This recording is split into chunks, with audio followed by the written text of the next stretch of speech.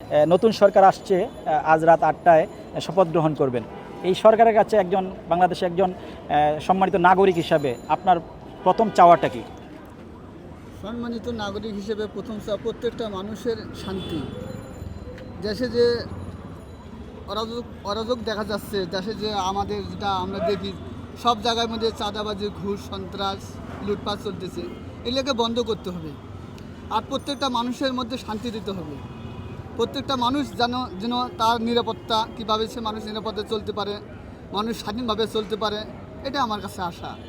এর দেশের মধ্যে এত নৈরাজ্য, মানুষ ধরাধরি, কাটাকাটি, মারামারি, হানাহানি, এটা মোটেই সম্ভব নয়। একদম বিলকুল খারাপ জিনিস।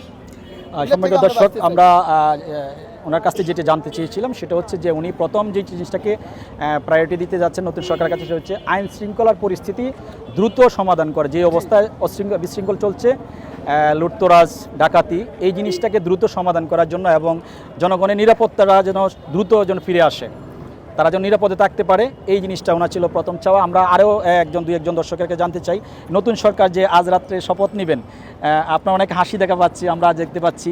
মূলত আপনার চাওয়াটা কি নতুন সরকারের কাছে, যদি একটু বলতেন। এদিকে একটু দাঁড়াবেন। আমার বক্তব্য করার কিছু নাই।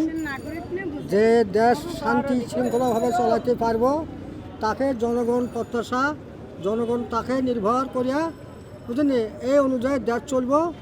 চোর, সন্ত্রাসী, চাঁদাবাসী, দুর্নীতি এগুলো যাতে না হয়, বুঝলেন, এগুলো যাতে না হয়। হ্যাঁ, চাঁদাবাজি করিয়া আছে, ভোট ছাড়ায় ক্ষমতায় থাকবো, হ্যাঁ পছন্দ, হ্যাঁ পড়ছে গেছে, হ্যাঁ নিজের কপালে নিজে কুড়াল মারছে, জনগণ খুশি হয়েছে। নতুন সরকার যে আজকে আসবে, ওনার যে প্রথম চাওয়াটা কি, আপনার কোন জিনিসটাকে প্রথম অগ্রাধিকার দিতে হবে? নতুন সরকার আইলে দেশের মানুষ কিভাবে চলবো, শান্তি শৃঙ্খলা, ডাল, চাউল, পেঁয়াজ, মরিচ, এগুলো সব নিয়ন্ত্রণে রাখার দরকার, যাতে গরিব লোক দিন মজুরি যারা খায়া শান্তি পায় বা চলে ফিরে শান্তি পায়। এই আমার প্রত্যাশা, এই বলে আমি বক্তব্য শেষ করছি। জি দর্শক, আমরা ওনার কাছে জানতে চেয়েছিলাম যে মূলত নতুন সরকারের কাছে ওনাদের চাওয়াটা কি। আমরা আরেকজন দর্শক তার কাছ থেকে জানতে চেয়েছিলাম একটু যে নতুন সরকার যে আজ রাত 8টায় শপথ গ্রহণ করবেন, এই সরকারের কাছে আপনি একজন দেশের সম্মানিত নাগরিক হিসাবে আপনার চাওয়াটা কি? নতুন সরকারের কাছে সর্বপ্রথম আমার যে চাওয়াটি থাকবে, যে দেশের যে অরাজকতা বা আইন শৃঙ্খলার যে একটা বিঘ্নতা ঘটেছে ইতিমধ্যে, যেটা আপনারা সবাই দেখেছেন, তার সর্বপ্রথম কাজ হবে যে আইন শৃঙ্খলা বাহিনী তাদের কাজে যেন তারা ফিরে আসতে পারে, সেজন্য তাকে এটা পদক্ষেপ নিতে হবে। এবং দ্বিতীয়, সারা দেশে যে লুটপাট চলছে এবং চাঁদাবাজি, তারপরে হচ্ছে বিভিন্ন প্রতিষ্ঠানে যে হচ্ছে আপনার দখলদারিত্ব, অগ্নিসংযোগ, এগুলো যারা করছে তাদের বিরুদ্ধে যাতে করে ব্যবস্থা নেয়। কারণ এই যে আমাদের যে বিজয়টা এসেছে, এই বিজয়টা কিন্তু আমাদের সকলের বিজয়। এটা সকলের ঐক্যবদ্ধভাবে এই বিজয়টা আমরা ছিনিয়ে নিয়েছি। তো আমাদের সকলকেই মানে যে কোনো প্রতিষ্ঠানে যেখানেই চাঁদাবাজ, ঘুষ, তারপর হচ্ছে বিভিন্ন অনিয়ম আমরা দেখব, এগুলোর বিরুদ্ধে সবাইকে সতর্ক করতে হবে, ঐক্যবদ্ধ করতে হবে নতুন সরকারের কাছে। এটাই সর্বপ্রথম চাওয়া। এবং আরেকটা, যে আমাদের যে বিভিন্ন প্রতিষ্ঠান, সাংবিধানিক যে সমস্ত প্রতিষ্ঠানগুলো আছে, এই প্রতিষ্ঠানগুলোকে আপনারা সবাই জানেন যে যেভাবে দলীয়করণ করা হয়েছে, তাদের ওই সমস্ত পদ থেকে তাদেরকে অব্যাহতি দিয়ে, তাদেরকে ওইখানে হচ্ছে আপনার যোগ্য ব্যক্তি দিয়ে নিরপেক্ষ সাংবিধানিক প্রতিষ্ঠান গড়ে তোলা, যাতে করে হচ্ছে দেশে একটা সুন্দর নির্বাচন, একটা নিরপেক্ষ নির্বাচন এদেশের মানুষ দেখতে পায়। কারণ আমরা বহু বছর যাবত তরুণ প্রজন্ম আমরা কিন্তু ভোট দিতে পারি না, আমাদের ভোটাধিকার নিশ্চিত করতে পারি। নতুন যে সরকার আসতে যাচ্ছে, এই সরকারের মেয়াদটা কত মনে হয়, কত হলে ভালো হয়? মানে আপনার দৃষ্টিতে কত মানে হলে ভালো হয়? 3 মাস থেকে শুরু করে কত দিনের জন্য ভালো হয়? আসলে এখানে তো আমাদের ছাত্র জনতা যারা নেতৃত্ব দিচ্ছে, তারা অবশ্যই যেটা জনগণের জন্য ভালো হবে সেটাই কিন্তু তারা করছে।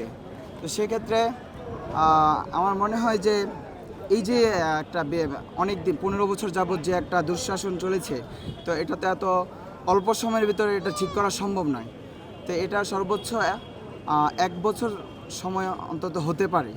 কারণ অনেকে বলছে যে 2 বছর, অনেকে বলছে 3 বছর, তো কম হলেও অন্তত 1টা বছর তাদেরকে সময় দেওয়া উচিত। কারণ এই 3 দিনের ভিতরে ছাত্ররা পুরো দেশে যে একটা নতুনত্ব নিয়ে এসেছে, এটা কিন্তু আমরা সবাই খুশি, চোখে পড়ার মতো।